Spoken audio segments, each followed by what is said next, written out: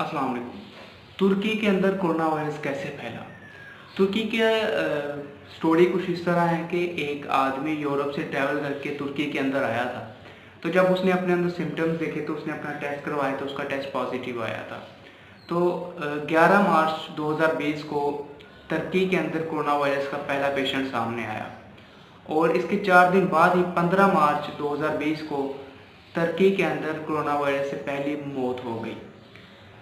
तुर्की के अंदर corona virus से पेशेंट जो मुतासिर हुए हैं इसकी तादाद तकरीबन 1,90,000 है और तकरीबन 1.5 लाख से ज़्यादा अफराद तुर्की में कोरोना वायरस से सेहतयाब हो चुके हैं और अमवात की तादाद तकरीबन 5,000 है।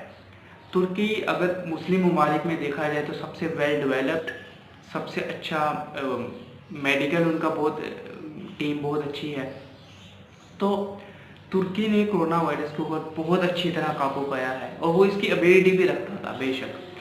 इसी तरह तुर्की के जो एक उनकी हेल्थ मिनिस्ट्री है उन्होंने 12 मई को कह दिया था कि आने वाले 4 हफ्तों के अंदर तुर्की में कोरोना वायरस बहुत तेज़ी से फैलेगा। यूँ ही हुआ कि 4 हफ्तों के अंदर तुर्की में कोरोना वायरस से मुतासिर अफराद की तादाद 1.5 लाख हो गई।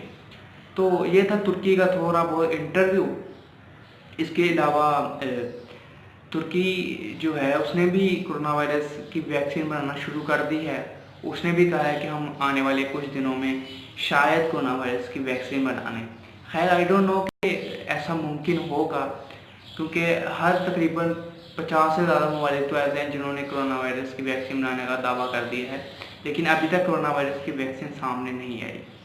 तो आई होप कि आ जाए, इस पूरी दुनिया का भला हो जाए, पूरी इंसानियत का भला हो जाए। तो